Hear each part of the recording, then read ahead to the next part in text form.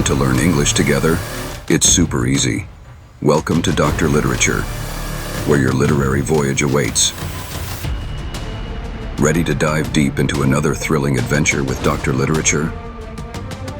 Where each word is a treasure, waiting for you to uncover. I am silver and exact.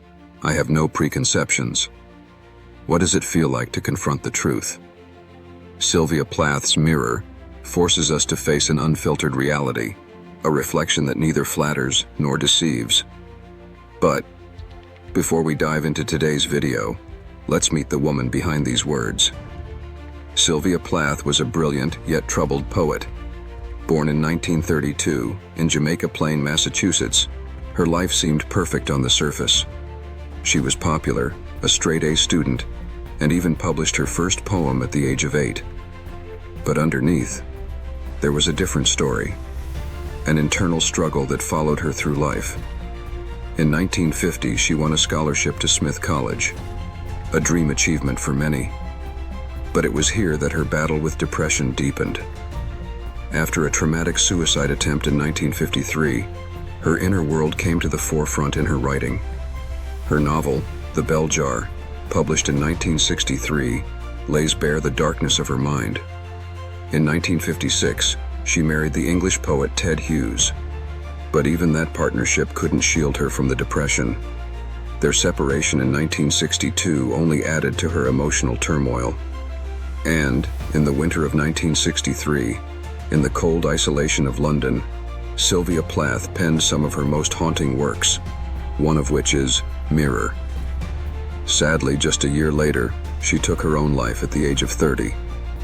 But her legacy lives on through the profound, sometimes unsettling truths in her work. Now, let's explore one of those truths in Mirror. Whatever I see, I swallow immediately, just as it is, unmisted by love or dislike. The mirror reflects everything, without distortion, without emotion.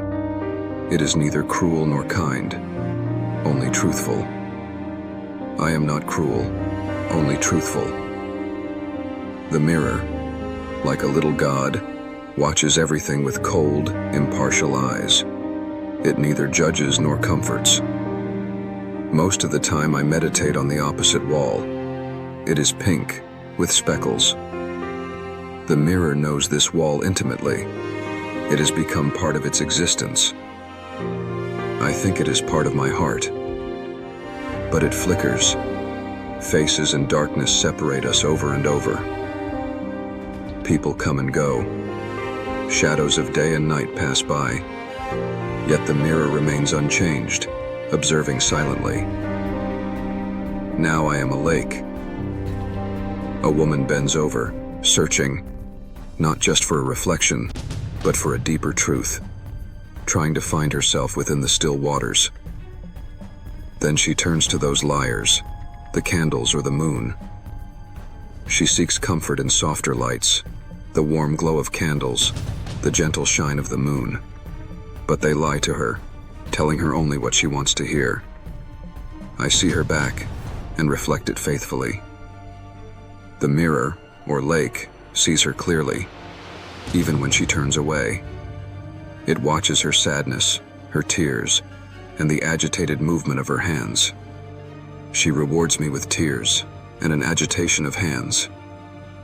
Even though she leaves, the mirror knows she will return, searching, seeking truth she both fears and needs.